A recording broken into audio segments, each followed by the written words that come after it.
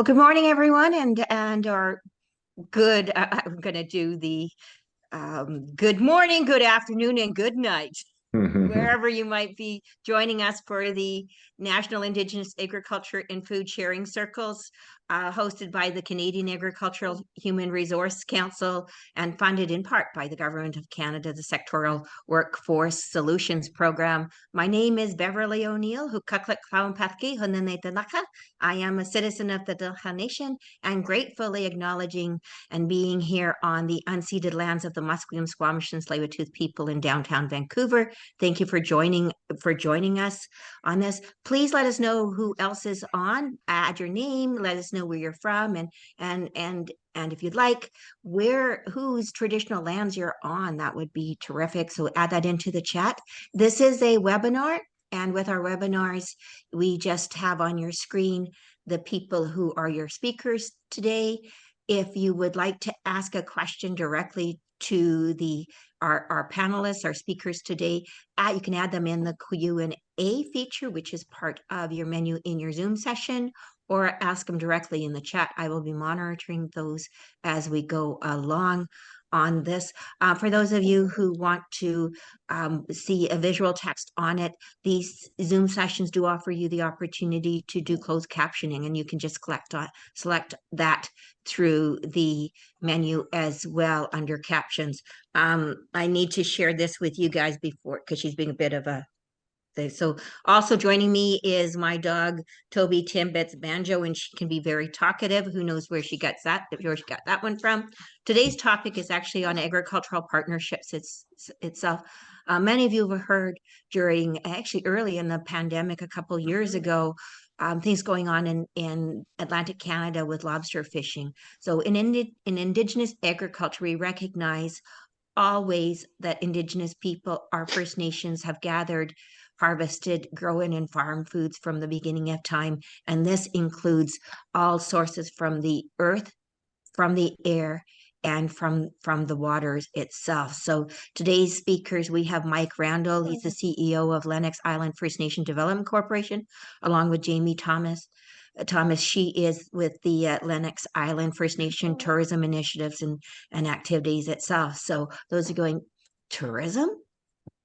For me, tourism and agriculture are sibling industries. They help our First Nations reconnect our people to the land and restore our title and our rights on those lands through agriculture and through tourism itself. And today, both Mike and Jamie are going to speak on the agricultural partnerships and how food is being brought into their grown in their community, food from many different sources, and how they partner on it.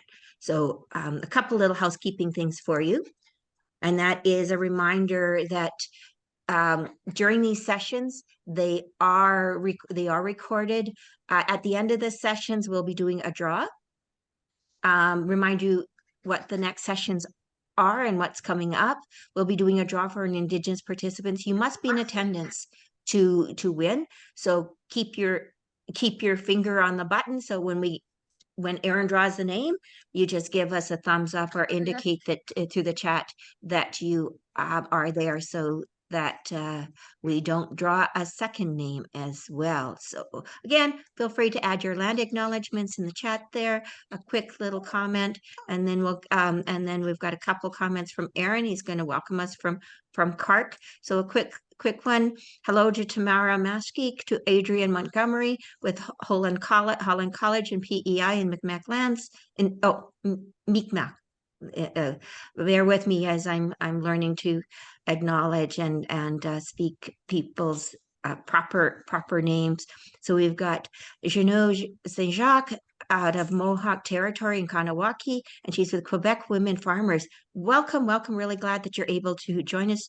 Denise, Patrick, Adrian, Byron Jones in Saskatchewan Ministry of Agriculture itself. So thank you guys all for joining us. Do review who's here on the chat line, and we also encourage people to make new partners, make new friends, and share information amongst yourself on things that you're doing. So bear with me as I add in a pun. We are able to grow Indigenous agriculture by building those relationships. So there's my first pun of the session itself. So Aaron, would you like to make a couple comments from Canadian agriculture? Of course, it's always great to have these sessions running and have everybody join us. We've hosted these for the last 3 years now. This is the third year we're doing it, and I think they just keep getting better and better. And we have more and more folks participate. So thank you all for coming today, so we can learn a little bit more about partnerships. If you were with us last time, you'll know I was in Regina, so Treaty 4 territory, and now today I'm back in Ottawa in the unceded territories of the Algonquin Anishinaabe people, which is where the Canadian Agricultural Human Resource Council's offices are. And it's great to see people still adding stuff to the chat. It's lovely to see you all here, and we'll let Beverly and Mike and Jamie start chatting now. Okay, excellent. Thanks, Aaron. So as mentioned, we've got Mike Randall and Jamie Thomas. They're going to talk about their partnerships, what they're doing at Lennox Island First Nation. So we'll turn it over to Mike and to Jamie. Hi, Koi Delosi, Mike Randall. My name is Mike Randall, and we are coming to you from Lennox Island First Nation, which is the unceded lands of the Mi'kmaq. So I guess when we kind of are talking about agriculture and kind of its connection to our community, and I guess what partnerships that we've developed and what we seek to find a beneficial partnership that's beneficial to both parties, and how we'd like to move forward. We're excited to be able to discuss this stuff with you guys today. I'll let Jamie introduce herself. Yeah, Gwen Deloisi Jamie Duma or Jamie Thomas Gizguasmuan. My name is Jamie Thomas. That's my given name. My traditional name is Grandmother Bear, which is one that I received through ceremony. So as Mike said, I just want to recognize that we are coming to you from the traditional and unceded territory of the Mi'kmaq. So we respect and acknowledge the fact that our territory is one that aligns with treaties, but was never actually surrendered. So, and we kind of make sure that that's one of the focuses in the work that we do on a regular basis. So I'm the director of, well, I have many hats actually. So director of culture and tourism for the Lennox Island First Nation. But I also work with the Indigenous Tourism Association of Prince Edward Island, as well as the Mi'kmaq Confederacy of PEI through a skills partnership fund, where we're focusing on both tourism through events and hospitality, but we're looking at blue energy as well, which encompasses our the work that we do on the water with oyster, as well as the work that we do here in the community with our gardens. So that's just a little bit about me. Mike's gonna kick into a bit of a presentation, and I'll jump in where we see fit, and we'll take it from there. And we're more than happy to answer any questions that people may have as we go through. Oh, perfect. Now, Bev, did you want me to just go on based on the questions, or did you want to go on a answer basis? Why don't you start in describing what you're doing at Lennox Island First Nation in economic development, in foods and agriculture and aquaculture? Yeah, no. So I guess the last few years we've been really working strong on basically on our strong points. So it's been about enhancing our food sovereignty. It's about working on the water, so our lobster, our snow crab, our oysters, and everything that we're doing around that realm.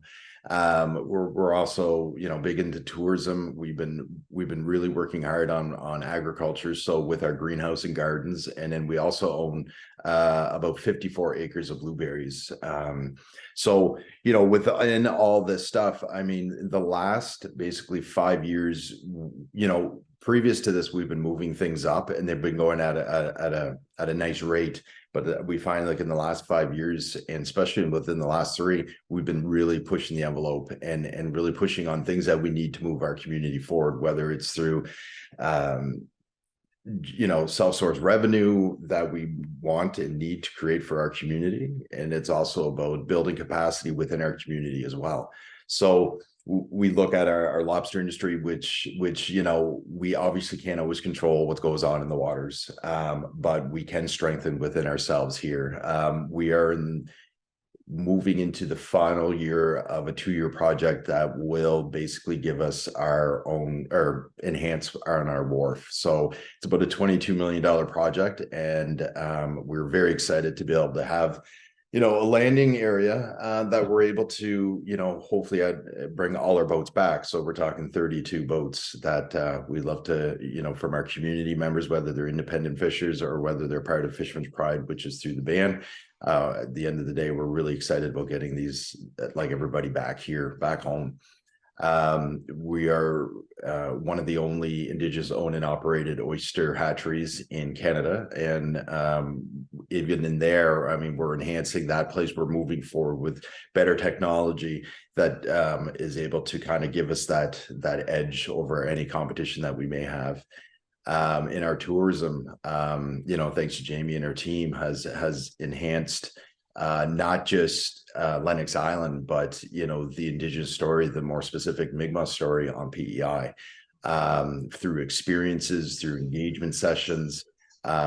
It's been really awesome to see the intake from not just our community, but the surrounding area and the tourists coming in, that yeah, they're getting something. Yeah, they're gaining, you know, all 5 senses are being stimulated, but at the end of the day, they're also learning. So we, you know, the amount of non-Indigenous tourists that we have here is, you know, in the thousands, and being able to, you know, change a mindset or educate any of them is definitely a plus. So, you know, in all, I mean, we've just been working hard on everything that's been thrown our way to be able to make stronger, make better, and as I said, build capacity, and at the end of the day, making our community better and the Mi'kmaq people on PEI. But it's also about skill building and building those toolkits for our community members that you know, just being able to move them forward and being able to join in the assistance and in the development of our community even farther. Yeah, and I think naturally. So when I started working here, because my background wasn't necessarily in tourism, I did plenty of other things. Although I did go to school for tourism, which is ironic because I find myself, you know, 30 odd years later back in the industry that I thought I would grow up in. But when I first started working here in Lennox Island, it was kind of interesting because the community had done a strategic plan around economic development. And 2 of the priorities that were identified through that strategic plan, and it was grassroots driven, were aquaculture and tourism. The third priority was, of course, forestry. So aquaculture and tourism kind of, you know, fit very well together. And there had been some work done with the oyster hatchery, but really the community wanted to see that move forward and wanted to see that grow. We had also kind of inherited what was known as the Sacred Garden. And so it was a project that was pulled together by one of our elders and some other community members who had lived here in Lennox Island. And the idea was that the garden would be a place where we could go and we could have ceremony, and we could do, you know, that we would remember our ancestors and folks who had passed on. And so it was really, when it was first established, was more about, you know, that sacredness and ceremony and a place of peace. And as we continue to think about, you know, a garden, we started to think about food security, and we started to think about, you know, some of the social programs that we have in the community. So our health center, for example, we would, you know, there would be programs, and they would give people certificates so that they could go to the closest store to us, which is, you know, because you have to remember that we are an island off of the island. So we have a small little causeway that connects us. It takes about, people always say, how long does it take me to get there? Or how am I going to get there? It takes about 13 seconds. But we were sending people to a local convenience store for them to pick up produce. And what we realized was that the quality was not the best, nor was there a lot of options. So we decided that we would engage with community and we would identify some of their priorities. So we did some engagement sessions. We knocked on doors, we went to schools. We found people in parking lots, wherever we could find people to have conversations with them around, like what are some of the things that you would like to see grown here in our own community. We also did a session with the elders, and we talked about traditionally what are some of the things that we would have grown here, or some of the things that you would have relied on. And we started to learn things. We used to have an apple orchard here in Lennox Island, out in the back, they call it. Of our cultural grounds, there was an apple orchard there. Like Mike said, we have the blueberry fields. We had an abundance of cranberry. They also talked a lot about, the food that we had to source from the ocean, because we're nestled in the Malpeque Bay. So there was a lot of conversation around that. And in having those conversations, they started to talk about traditional ways of life, and remembering how we used to make bannock, but we would do it in the sand. So we would cook bannock in the sand. So we thought, oh, isn't that interesting? Bannock in the sand. And then we decided, well, let's complement that and create a tourism experience. So we actually have an experience where people can come into our community and they make their own bannock. They cook it inside like under the sand in a fire pit. And as that is cooking, we're taking oysters that have been harvested from the Malpeque Bay, and we're roasting those oysters over the open fire. And the reason we do that is because we tell the story of the traditional connection between the Mi'kmaq and oyster as it was historically. So there's a story to tell. But then what we decided to do was, hey, let's do something a bit bigger. So now we actually take the produce that we grow in our garden, and we incorporate that into our tourism offerings. So we have groups that will come in here, and they will, and the garden is completely organic. That's the other thing.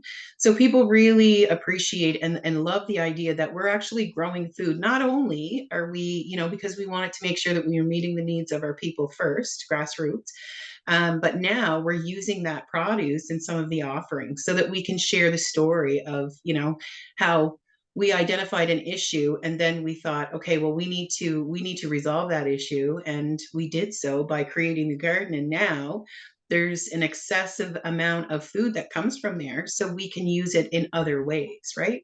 And we've set it up in a way so that the produce that we grow in the garden is actually being used in, like, we have food boxes that get distributed to our community. We have a shop, which is kind of like it's a secondhand store, but it also has like a food kitchen in there. So you can go in, and no one goes hungry in this community. And that's one of our chief's kind of messages, is that if there is somebody who is out there, there's no reason for anyone to ever say that they're hungry, because we have our shop where you can go in, and it's kind of like a little, you pay $5 and you get a meal. If you can't afford to pay the $5, that's okay. We're going to feed you anyway, right? So it's kind of set up like a social enterprise in that respect. But we're feeding our community. We're using some of the produce so that we can benefit when it comes to tourism and agriculture. We're looking at, just various ways of how we can do things. We also sell vegetables in our own store here in the community. So in the fall, there's garden boxes that you can go and buy, and it's got everything you need so that you can bottle salsa if you wanted to make that. We even started doing workshops in the community so that people have some of the skills that they may not necessarily have learned. So people can, we did like pickling and beets, and we did salsa, and we did all of those things. We started doing lobster bottling workshops. So we taught them how to, because we have a food fishery here. So we taught them how to bottle lobster so that they can preserve that lobster for the winter, and that's an access to food. We also looked at how do we do things with, like, clams and oysters, and how do we preserve those for the winter? And so looking at,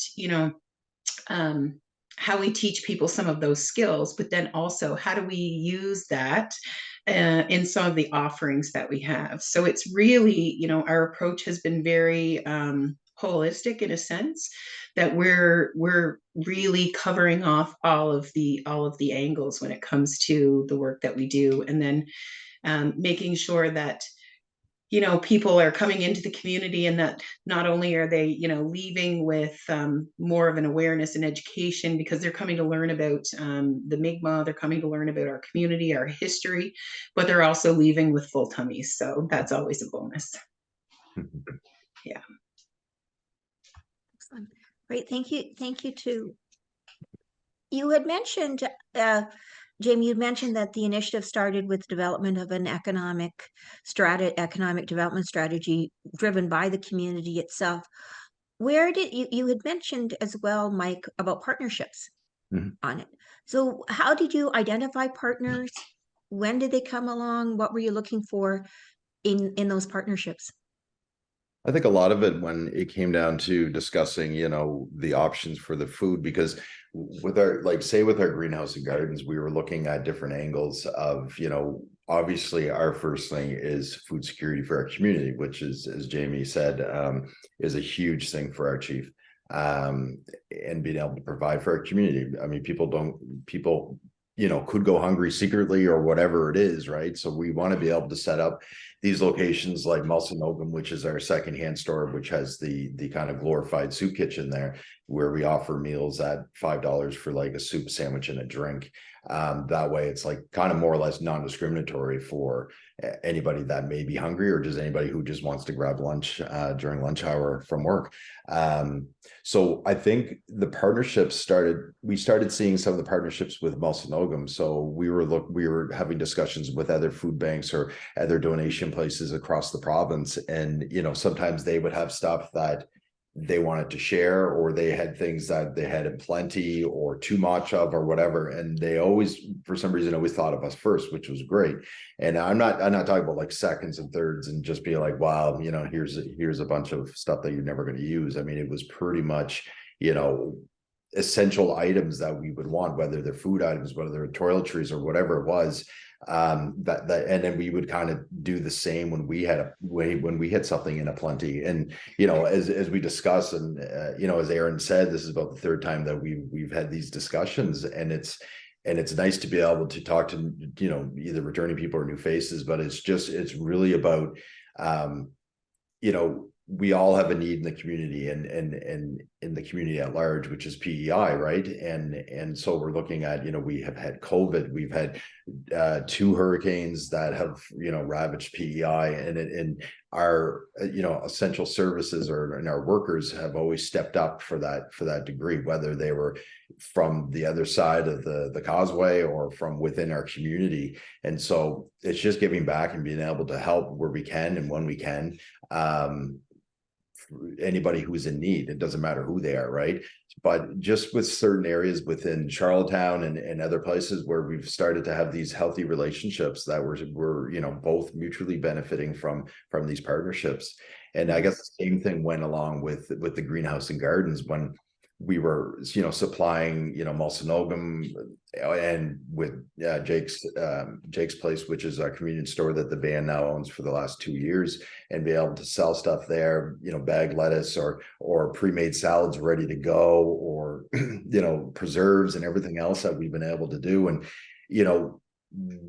when we have so much stuff, so much produce, so much product, there's also that time where we're feeling, okay, well, we got a lot going on right now, and let's start seeing outside the community who would benefit from this. And there is a few organizations that we have worked with over the last few years, here and there, where we would supply them with a certain amount of kale or bok choy or something that we were growing that may not be a huge seller right here in our community, but it was definitely something that they wanted for the more individuals in Charlottetown, whether it was newcomers or whatnot, that were wanting this great quality product that we happen to have, that we had in plenty, right? So there was also those opportunities. Now, you know, we have to, it's nice to have those conversations. It's nice to have, you know, product that we're able to share. And I, you know, trust me, we have an amazing story to go along with it. And a lot of people love that idea, right? But it's also what makes sense to us. I mean, if we're selling, you know, $50 of lettuce and it takes, you know, $60 of gas to get there just to deliver it. I mean, how often can we really keep that up, right? So, you know, we try to get resourceful. We try to see what other individuals may have meetings or be driving by Charlottetown that would be able to help out in that part. So, you know, it becomes a huge effort. I mean, one of the questions was like, how many employees do we have? Well, at the greenhouse and gardens, we have probably about 4, 2 of them seasonal and 2 of them full-time. But at the end of the day, when things need to be done, and you can ask Jamie, because she is an amazing person at recruiting people for doing things they don't even realize they were volunteering for. But, you know, it becomes like a larger community mass of people that want to be able to help at no cost, right? It's just, they see a vision, they understand, and they want to help deliver that. So, you know, our partnerships aren't written in stone and amazing and wonderful all the time, but we also are at the point where we can see where things are mutually benefiting both of us, and being able to strengthen those and work on those. Now, you know, we seem to have these conversations when we turn the corner around, you know, springtime, getting into the bigger growing season in the summer. But I think while, you know, with the greenhouse and gardens being involved with Jamie's program through the Skills Partnership Fund, there's able to be that educational input in there, whether it's in the spirit of reconciliation, or, you know, any of the other items from TRC that, you know, we're able to kind of have that good story along with our product, compared to just going to, you know, a large mass grocery store and just getting whatever product from whatever part of the world, right? I think the other thing about partnerships is it's really important for us to not only to have developed some external partnerships, but it was really important for us to develop internal partnerships as well within the community. So, as an example, you know, some of the product that we have, when I talk about, you know, because I see food security and sustainability not, it's very encompassing, right? And so one of the things that we did this year was we actually, we worked with a group of young ladies who were between the age of, well, I guess grades 7 to 12. And they had identified one of their priorities as they wanted to get back, like we do a lot of land-based learning here in our community, a lot of focus on the land and you know, what it is that the creator provides to us from the land and our resources. So we sent this group of girls at their request on a trip with a traditional elder from New Brunswick. So here in PEI, we have no access to traditional large game. So our girls went with some chaperones and guides, and they went to New Brunswick and they were part of a moose hunt. And so now they were able to secure one moose and bring that back to the community so that they can then provide to their own families. And so not only are we, you know, are we focused on food security, but we're also looking at, you know, reestablishing that sense of pride amongst our young people when it comes to, you know, some of our traditional ways of survival, right? So some of these young ladies would never have been involved in any type of hunting. They wouldn't, you know, they wouldn't necessarily have explored that as part of, you know, the things that they've learned through school or whatever the case may be, but we're giving them opportunities to learn, you know, how we survive off of the land. But in doing that, we're also teaching them respect for the land and what it provides to us, right? So there was the ceremonial aspect where those young ladies were going into this moose hunt, but they were making sure that they were offering tobacco to the creator for when that animal found them, right? Because we've always been taught that creator will make, you're never, when it comes to hunting, I'm never going to find an animal. The animal's going to find me, because that's the creator's way of taking care of. And so those, you know, values were kind of entrenched in that whole process with those young ladies, right? So now they, at a young age, have been able to contribute back to the community. The same as what we do with our fishing, right? So the lobster, where we go out and we do our food social ceremonial fishery. But sometimes people don't have the ability to make sure that they have access to that over the winter. So we did a bottling program. We're using those foods in our schools because one of the things that we have here in Lennox Island is we have a school and they go from K4 right up to grade 6. And so it's a little different. So we have provincial food programs, right?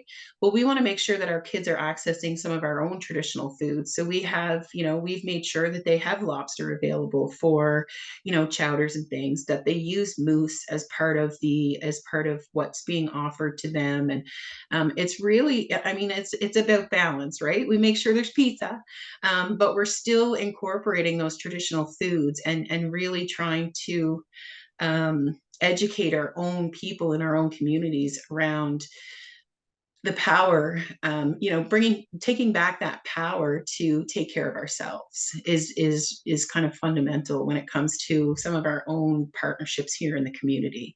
Like I said, the health center, when they do out there, they do some boxes.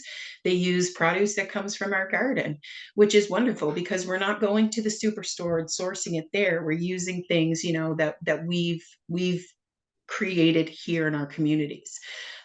So that's just kind of, when we talk about partnerships, not only is it external, but it's also internal. We work with the harvest growers as well. Just, like it's important for us to also make sure that we're engaging with other people who have some similar interests, of course. One of our plans for next year is we're going to actually look at doing a small little farmers market. And so looking at what are some of the resources that we have available very close to us, and how do we make sure that, we're providing to others. And so one of the means is a farmers market. And we've done some research, and there's no farmers market west of Summerside. And so there's an opportunity for us to be able to really, bring in others who are like-minded and offer what it is that we have available. So whether that be, we have a young girl in the community who wants to do coffee. So that's great. Well, that's part of what we can offer. There's someone who is very interested in flowers and those kinds of things. So we're looking at a variety of ways on how we can continue to build partnerships outside of just, what people expect, I guess. Great. Thanks, Jamie. To both of you, if someone's looking to partner with First Nations, how would you recommend they connect or get started? I guess if they don't have like an inside person or somebody that's actually working in the community, maybe it's a request to the administrator to meet with her, and then she or he can who they would recommend, whether it's chief and council or whether it's ECDEV or whatever department they feel comfortable, as long as they're specific in the ask and the request, and then that's the best channel to do. We've had great experiences that way, and we've also experiences where we were written into proposals and asked to sign on a dotted line. So it's usually not the way to go, is it? No. I think it's really and it's really important. So I just preface that I'm a very bold person, and so I've had some years of dealing with some people who may have good intentions but don't necessarily know how to approach it the right way, right? And so I think partnerships is a word that I don't take very lightly, because I think there needs to be meaningful, in order for us to establish partnerships, it needs to be meaningful, and it needs to be done in a good way. And I think that's where we build relationships. And like Mike said, we've had people come in and say, oh, we've submitted this proposal and we'd like to incorporate an Indigenous component. Could you give me a letter of support? Well, I don't even know who you are or where you're writing the project, So it's really, it can be a bit of a daunting task, but really getting to understand the community, and having mutual, I guess, mutual goals at the end of the day. But partnership takes time, and Mike was actually at a conference and came back And he kind of gave this quote that he had heard, and it talked about, building relationships at the speed of trust as opposed to the speed of business. And so that's something that, I think everyone should kind of think about, right? Because at the end of the day, we want to make sure that when we partner with people, we're doing it in a good way, and that it's, that there's balance, and that we're approaching things in a very holistic way, and that it's mutually beneficial, right? So I think, coming into it, if you have an idea, and I always tell people this, if you have an idea, let's talk about it first, and let's work on it together collectively, as opposed to you coming to me and saying, well, this is my idea and I just want you to support it. And because eliminating tokenism is so important for us. Yeah, so, Jamie, you mentioned the elements. Trust is one of them. Mike, partnerships at the speed of trust itself. So when you were developing those partnerships, how did you find each other? Did they approach you? Did you attend events? Like, how did these get started? And sort of how long does a good partnership take? I like to call it a marriage. Yeah. I Would you think it's jump into a marriage right away Yeah. after yes, there are some think people, it's very rarely do the, Yeah. We got married 2 weeks later, and 53 years later, we're still married. Very Yeah. rare. Yeah. I think it's a mixed bag, to be very honest with you. So, like, just an example, we had a lady who came, and but me and Mike and I didn't necessarily agree on this, and that's okay. But this lady came, and she was like, she was selling the sky. And, some of the folks around the table thought it was absolutely wonderful, but I just had a gut feeling, and I was like, I don't know about this one, Mike. I just don't know. And it turned out I may have been the only one in the room who had that gut feeling and didn't necessarily know how that partnership would go. I really questioned it. Other folks, not necessarily, but then they learned that I was right. That's all that mattered at the time. No, I'm just kidding. But I think you really have to,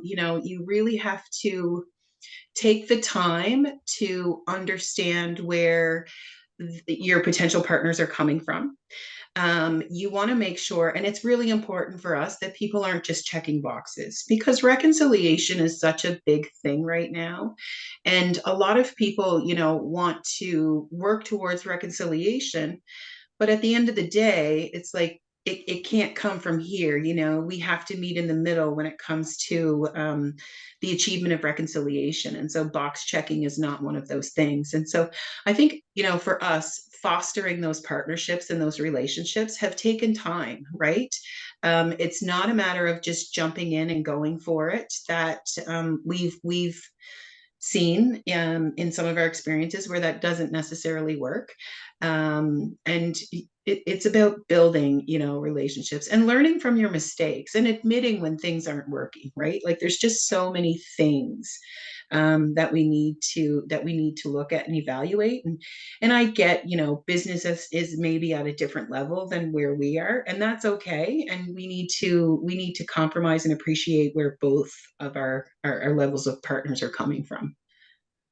That usually applies to, a lot of the non-Indigenous partners, or partners that are very familiar with First Nations at all. And I mean, sometimes we get great relationships with those Indigenous organizations that, I get it, part of their mandate, but it's also really healthy when you have a good chemistry working with these organizations, right? Like Olnewig, for instance, and many of their capacities, whether it's the greenhouse and gardens, that, thank for them that even got us even started on that. They've helped out great in fisheries and in the oyster industry with us. So those are some real healthy resources that are out there. And usually, people go through them and they're like, do you know anybody in PEI that's, maybe connected? And that's usually how we have that kind of nice filtration system through Olnewig. And I mean, even these talking engagements, I think it was the first one that when Ray Bear was on here, and then I reached out to you, Bev, and I asked for his contact information, and then bang, he was the celebrity chef at our Fall Flavors event here on Lennox Island just back in September. And it was a rainy, terrible day, but he made it work so amazing. And then Jamie's team decorated the gym so well, and it was an amazing event, and people went away very full and very happy. Yeah. So again, Mike, can you remind the viewing audience who Olnewig is? They're an organization that's based in Nova Scotia. So they assist First Nations in I believe Atlantic Canada with funding opportunities and grants and loans, and they also have many different hands in different areas where it's everything from like STEAM, so like technology, to agriculture, finance, management, and education, cultural awareness. Yeah, I mean, just if you look them up in Olnewig, and then they have like not-for-profit foundations, like the Olnewig Foundation, I think it's called.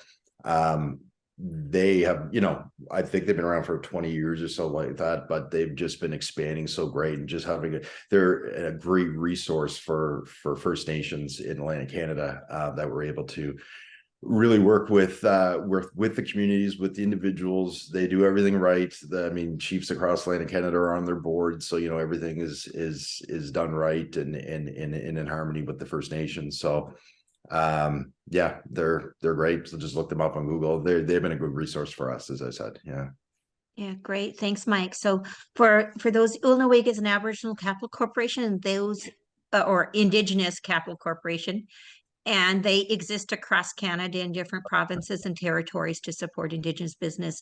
Someone has put in their website address into the chat box here itself.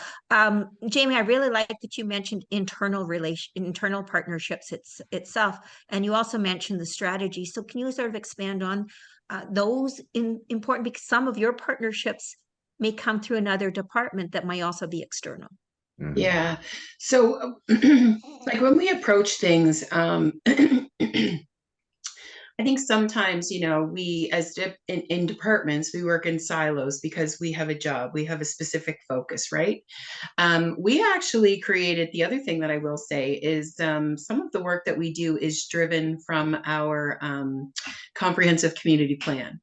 So we take everything that is available to us to make sure that we are doing what we need to do for our community.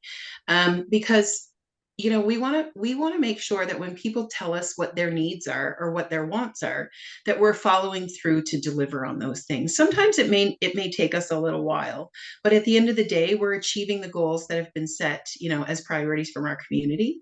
And so looking at, well, where would the health center fit in when it comes to food security or food sustainability, and how could we utilize that? Or how do we partner with, maybe the Mi'kmaq Confederacy Employment Services team to identify some of the people that we might need to have available to work in some of our areas. So like we really look at a very inclusive approach to how we initiate these things. Like when we have group tours, let's say, that come in, those group tours are usually hosted in our school, right? So it's like everybody is very invested, and we make sure, one of the things that we did just in the area of tourism is we actually had a project, and the project was called Communities at Risk. I absolutely hated the name because I thought it was so negative. And so I said, well, we'll run it as Communities at Risk of Losing Our Culture. Okay. And what we did was we asked community members to come in for, I think it was 4 months that we ran this project. So every week, our community members had the ability to come in and they learned different skills.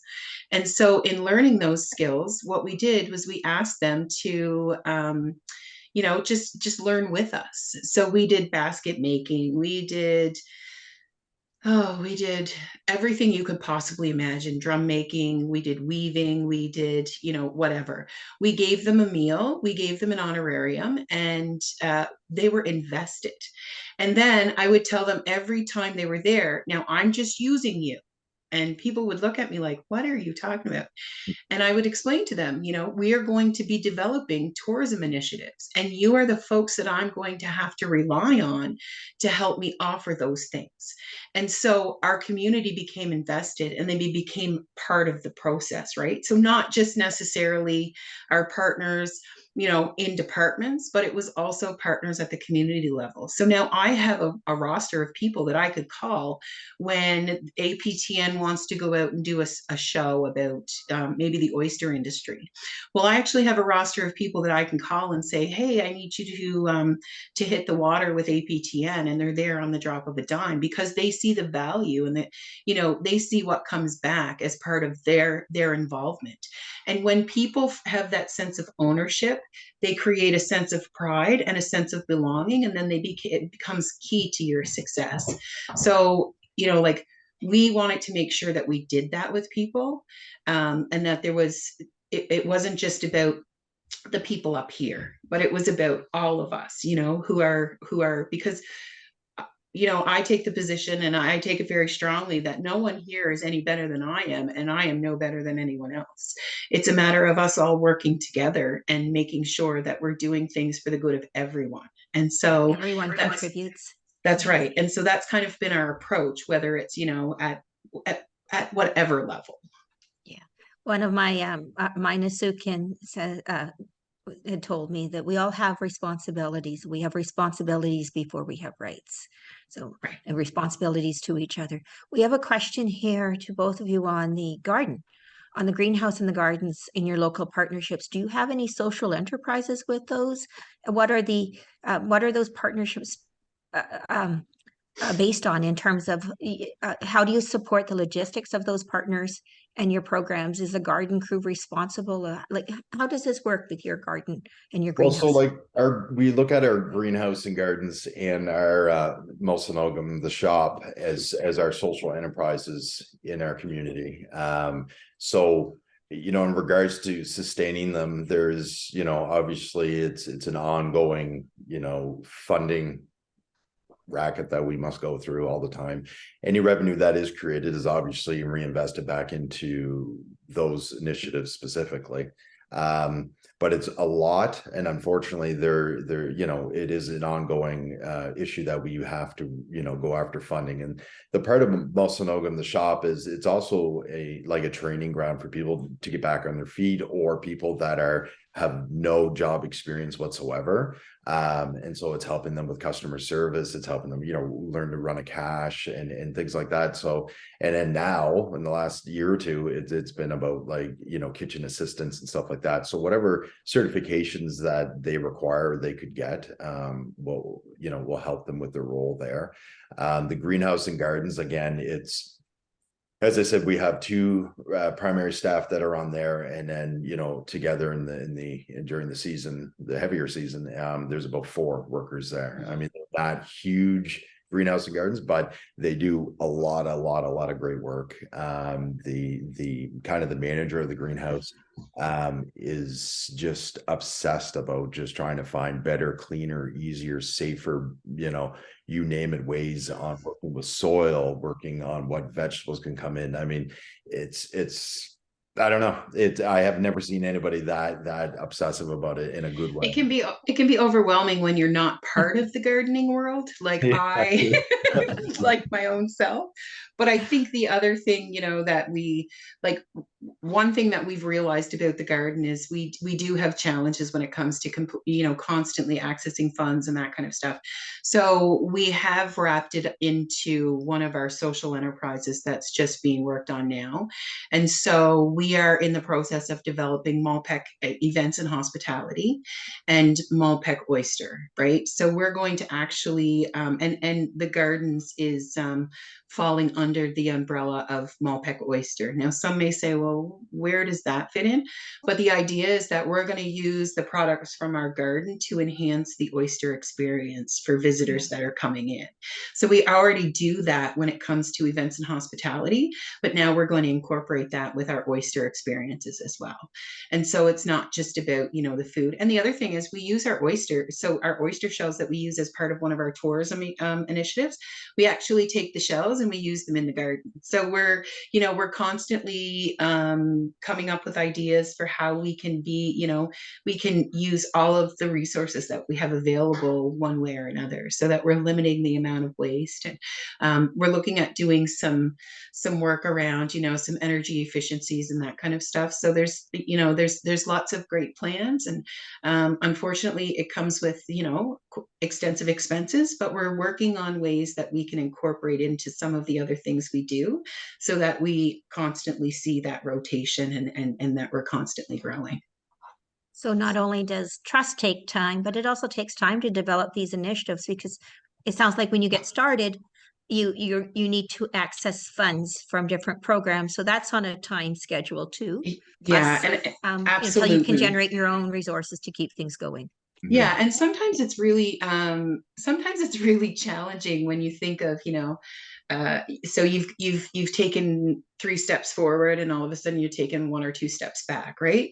And so it can be really draining sometimes.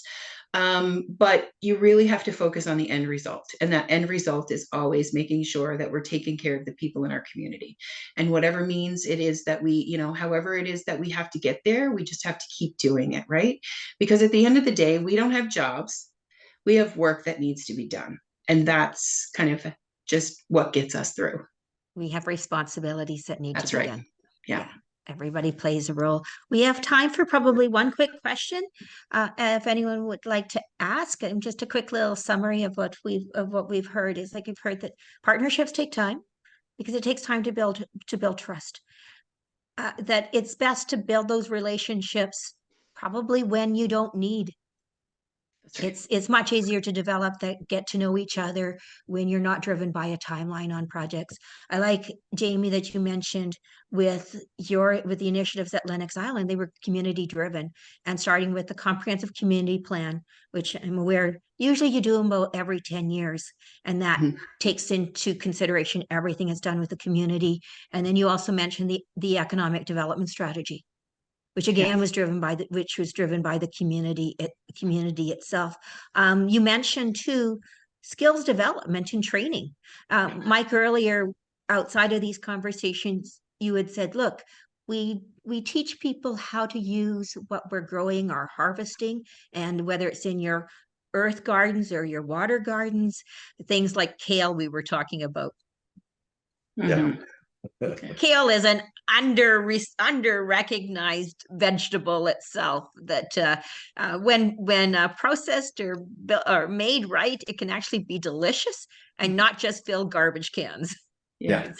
One of the other things just around skills is through the social enterprises that we're developing, and Mike had mentioned, but we're looking at bringing in Indigenous chefs to work with us when it comes to, because here in Lennox Island, we are actually like a foraging, it's people who are foragers just absolutely in awe of what it is that we have here in our community. So we're working to bring in, first of all, like chefs to help with food preparation, and we've come to the realization that some of the training we need to offer doesn't necessarily have to come from colleges and universities, and there's so many skills that could be learned, and that we can create some of those training opportunities on our own and create our own certification programs and processes. And so that's the kind of some of the training that we're going to be doing in the winter, when it comes to foods and the use of foods, and how to incorporate traditional foods into common day menus and those kinds of things.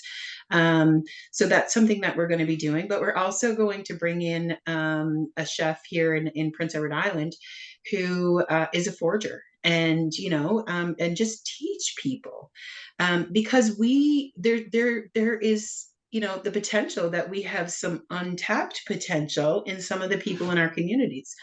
So it's about giving them the opportunity to explore what it is that they may fall in love with. And then we help to foster them and build them so that they're, like I said, we're using them in a sense, right? It really is back and forth. So I'm bringing you out and you're going to learn a skill. And then essentially we're going to work together to offer something amazing to visitors that are coming into this community. Yeah, very, very good. Hey guys, we should start looking at wrapping up here. I just want to do a quick summary and what we're doing. As I mentioned, just following up with the people. For those in the viewing audience here, do look at the chats. There's lots of information that people are sharing there and connecting with each other. The partnerships take time. Trust is needed. Look for internal partners, working with other divisions or entities or departments or programs within your First Nation and your Indigenous organizations itself. Community partners. Loved working with the food bank, and sometimes those food bank, those partnerships with communities, it's sharing of resources and looking at, well, we've got a lot here. Why don't we give these to you, and just balancing everything out. So local food security as part of that itself. I love, Jamie, you talked about your schools and working with the schools and the youth program itself, and connecting youth with the land through food as well as through tourism. Here in British Columbia, Indigenous tourism, British Columbia, we've defined tourism as a tool, not an industry. It's a way, it's a means for reconnecting and restoring, as you said, communities at risk of losing culture itself. So it's absolutely incredible. Partnerships take time. Programming, they need to be developed and driven by the community itself, and based on community needs and community vision. So we are now at the stage where Aaron is going to become most important here. So we'll be doing the draw for $100. While he's getting that ready, I just want to share with you on screen. We have a few more speaking sessions coming up. And these are here. Our next one is on December 20th. We're going to talk about food canning and jarring, storing foods itself. One of the people we have, oh man, I just drew a blank. Sorry, but we're going to, Meadow Lake. Jason Cardinal out of Meadow Lake, Saskatchewan. They're going to talk about their food program there and the gardens. They actually do apiary beekeeping as well as many acres of plantings. We'll be hearing from Saskatchewan there. We'll have another person in there. In January, we're going to be talking about regenerative agriculture, planting for climate change, followed by community gardens and connecting and supporting Indigenous farming, the role of the support organizations itself. So we've got Ag Canada, we've got an Indigenous Capital Corporation that'll speak on that one, as well as a financial institution specifically in agriculture and what they're doing there in partnerships, followed on February 21st with Indigenous practices in harvesting and foraging. So we've got, and Mike and Jamie both mentioned Chef Ray Bear out of Atlantic Canada, and he's your chef, and he's done a number of different things. He's got an Instagram account, so follow him on that, Chef Ray Bear. And we also have on that one, we have Candace Appleby. She's with the Small Scale Food Processors Association of Canada, and they've got a large Indigenous circle on there, and many programs and workshops that work with people wanting to bring their food products to market itself. So any harvesting or foraging, there's practices that you have to put into place to be able to bring those foods to a marketplace and even to a restaurant. And then our final session on March 6th will be Indigenous women in agriculture itself. So there you go. Aaron. Yes, it's time for the draw. So hey, remember, get your finger on the button here. If your name is drawn, type in quickly that you're there, because you must be present to win. That is very important. Please feel free as well to encourage others to join these sessions. They are always scheduled on Wednesdays from 12 to 1 o'clock Eastern time, and they are always free. They will also be posted on the Canadian Agriculture Human Resources site itself. So before Aaron draws a name and pushes the button, I'd like to thank both Mike Randall and Jamie Thomas from Lennox Island First Nation in your development program, as well as tourism initiatives. Really fruitful and filling information. It's like it's just what you guys have done. It's your community is not a large community. As you mentioned, a lot of times it's isolated at least one time of the year. There's food insecurity, but what you're doing in restoring independence and sovereignty through food, tourism, and agriculture is just amazing. And thank you for sharing that with us. Any final comment that Mike or Jamie would like to make before we say goodbye? No, just thank you for, for the time to be able to discuss some of the things that we do, and just the difficulties and challenges, and also, the good news stories that we've been able to do here just in our community. And obviously we enjoy sharing our stories and being able to share our experiences. So thank you. Well, yuck. Right, thank you. And to all of you guys, thank you for joining us. Please connect. This is how we build a stronger and grow Indigenous agriculture across Canada, is by working together and sharing our stories and truths. Everybody have a great week, and we hope to see you in 2 weeks here on food preparation, canning, and storing. Thank you, guys. Thank you. Bye.